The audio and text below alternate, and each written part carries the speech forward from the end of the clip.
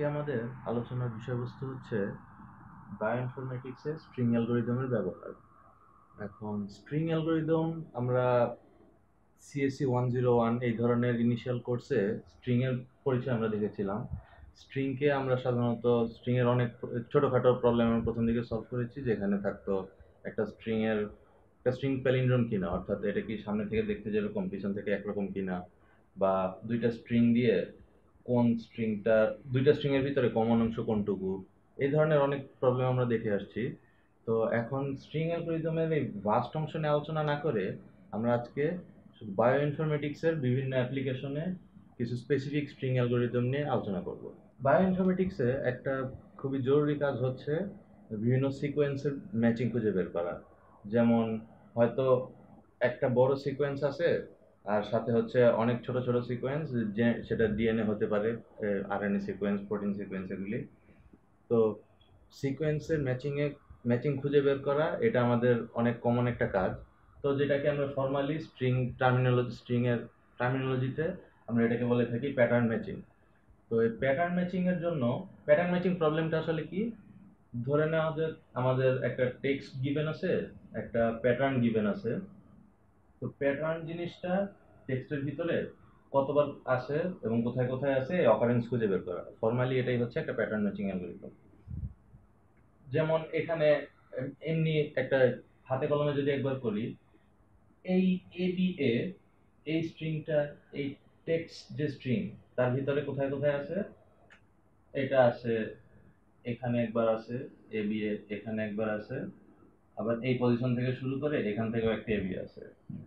এক্ষেত্রে আমরা ধরে নিতেছি যে ওভারল্যাপ আসলে অ্যালাউড। ওভারল্যাপ অ্যালাউড না হলে সেটা অনুযায়ী কাজ করা যায়, বাট ইউজুয়ালি আমরা ওভারল্যাপ অ্যালাউড এরকম ধরেই কাজ করি। তো প্যাটার্ন ম্যাচিং এর প্রবলেমে একটা প্যাটার্ন টেক্সটের ভিতরে কোথায় আছে এটা খুঁজে বের করতে হয়, অথবা যদি না থাকে, পাওয়া যায়নি, এটা রিপোর্ট করা লাগে। তো এটা হচ্ছে একটা ফর্মাল প্যাটার্ন ম্যাচিং অ্যালগরিদম। এখন এই প্রবলেমটা আমরা যদি সলভ করতে চাই, একদম শুরুতে যখন আমরা প্রোগ্রামিং একদম প্রথম প্রথম করছি, তখন কিন্তু এই কাজটা একটা সিম্পল টাস্ক হিসেবে দেওয়া দেওয়া হয়ে থাকতে পারে। সেটা একদম ইনিশিয়ালি একদম নাইভ অ্যাপ্রোচটা কি হতে পারে, যে যে টেক্সটের ভিতরে এই প্যাটার্নটাকে খুঁজতে হবে, সেই টেক্সটের প্রত্যেকটা পজিশন থেকে আমরা হয়তো ট্রাই করব যে এই প্যাটার্নটা আছে কিনা বের করার। যেমন এখানে যদি দেখি এরকম আছে। তো তো ধরলাম শুরুতে এখান থেকে শুরু করতেছি আমরা। এখান থেকে আমরা তো চাচ্ছি এ বি এ এটাকে খুঁজে বের করার। এখান থেকে শুরু করলাম, ফার্স্ট ক্যারেক্টার দুইটা ম্যাচ করে, কিন্তু সামনে আগালি ম্যাচ করতেছে না, তার মানে বোঝা যাচ্ছে এইটা কোনো এ বি এ না। দেন হয়তো এখান থেকে শুরু করার বদলে এখান থেকে শুরু করব। এই দুটো প্রথম ক্যারেক্টার ম্যাচ করতেছে, দ্বিতীয় ক্যারেক্টার ম্যাচ করতেছে, তৃতীয় ম্যাচ করতেছে, এবং তারপরে এটা শেষ, অর্থাৎ এই স্ট্রিংটা শেষ, তার মানে এটা একটা ম্যাচ পাওয়া গেছে। তারপর এখানের পর থেকে আবার এখান থেকে শুরু করব, এরকম। অর্থাৎ কোথা থেকে ম্যাচ করা শুরু করব সেটা ফুল টেক্সট ধরে ইটারেট করব, আর প্রত্যেকটা স্টার্টিং পজিশনের জন্য সেখান থেকে সামনে এগিয়ে আবার চেষ্টা করব যে প্যাটার্নের প্রত্যেকটা ক্যারেক্টার করেসপন্ডিং ম্যাচ করতেছে কিনা। তো এটা হচ্ছে একদম সিম্পল নাইভ অ্যাপ্রোচ। এটাতে টাইম কিরকম লাগবে? যেহেতু আমরা প্রত্যেকটা পজিশন পসিবল স্টার্টিং পজিশনের জন্য সবখান থেকে শুরু করার ট্রাই করতেছি, আবার কোন একটা ফিক্স স্টার্টিং পজিশনে গিয়ে প্রত্যেকটার জন্য তো স্টার্ট করবই, কোনো একটা সিঙ্গেল স্টার্টিং এর জন্য সেখান থেকে আবার পুরো প্যাটার্নের লেন্থ পরিমাণই হচ্ছে সামনে প্রসিড করার ট্রাই করতেছি। তো আলটিমেটলি তাহলে যদি টেক্সট স্ট্রিং এর লেন্থ যদি হয় n, আর প্যাটার্ন স্ট্রিং এর লেন্থ যদি হয় m, ইনফ্যাক্ট আমরা এই সিম্বল দুইটাকে এখন থেকে টেক্সটের লেন্থ এবং প্যাটার্ন লেন্থ হিসেবে ব্যবহার করব। যদি এরকম হয়ে থাকে, তাহলে আমাদের টাইম কিরকম লাগতেছে?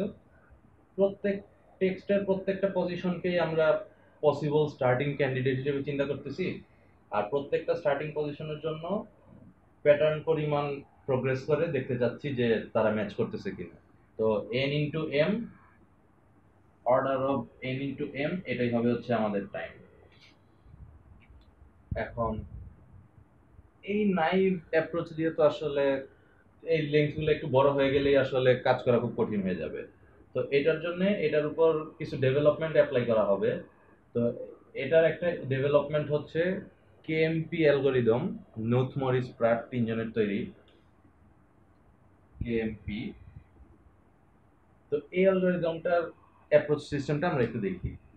কেএমপি অ্যালগোরিদমে, আচ্ছা, এই নাইভ ম্যাচিং এ আমরা যে ট্রাই করতেছি কোনো একটা পজিশন থেকে কিছু দূর ম্যাচ করার ট্রাই করলাম, হয়তো ধরলাম এই যে এখান থেকে শুরু করে এই দুইটা ম্যাচ করতেছে, এটুকু ম্যাচ করতেছে, এটুকু ম্যাচ করে নাই, তখন আমরা ধরে নিচ্ছি যে ম্যাচ এখান থেকে শুরু হয়ে আর ম্যাচ হওয়া পসিবল না। তারপরে আমরা কি করতেছিলাম, এখান থেকে ম্যাচ করা শুরু করতেছিলাম। শুরু করে যদিও প্রথমেই আমরা মিসম্যাচ পেয়ে যাব, যে কারণে সামনে আর প্রসিড করব না। সো এক্সট্রা চেকিংটা সমস্যা হচ্ছে না। তারপরে আবার যখন এখান থেকে শুরু করবো এখানেও মিসম্যাচ পাবো, আবার এখান থেকে শুরু করলে হয়তো একটা ম্যাচিং পাবো, সামনে গিয়ে পাবো আবার হয়তো এরকম ম্যাচ হবে। তো তাহলে যা দেখা যাচ্ছে যে পুরা এন ইনটু এম টাইম আসলে এই প্রবলেমটার ক্ষেত্রে লাগতেছে না। কিন্তু চাইলে এরকম একটা এক্সাম্পল বানানো যায় যেখানে আলটিমেটলি ফুল টাইমই আমাদের দিতে হবে। যদি টেক্সটটা হয়ে থাকে অল এ এরকম, আর প্যাটার্ন যদি হয় এ এস সি এই জাতীয়, তাহলে যেটা হবে আমরা সবসময় ট্রাই করবো যে হ্যাঁ এটা এটা ম্যাচ করে, এটা এটা ম্যাচ করে। একদম প্যাটার্নের শেষে গিয়ে একটা মিসম্যাচ পাচ্ছি, পুরো এম পরিমাণ কাজ করার পরে আমাদের আসলো যেটা মিসম্যাচ। আবার যখন এখান থেকে শুরু করব একইভাবে 2 ঘর পর্যন্ত হবে, পুরো এম পরিমাণ কাজ করার পরে আমরা পাইতেছি মিসম্যাচ। এরকম করে আমাদের ফুল কাজই শেষ পর্যন্ত করতে হবে। এই ধরনের ঘটনা ঘটতে পারে, বাট অন এভারেজ সাধারণত এত টাইম লাগে না, আরো কম লাগে। আচ্ছা, এখন এই প্রবলেমে আমরা যেটা করতেছি সবসময় যেহেতু একদম নাইভলি ট্রাই করে যাচ্ছি, এটা না করে কিছু কাজ আমরা কমাতে পারতাম না?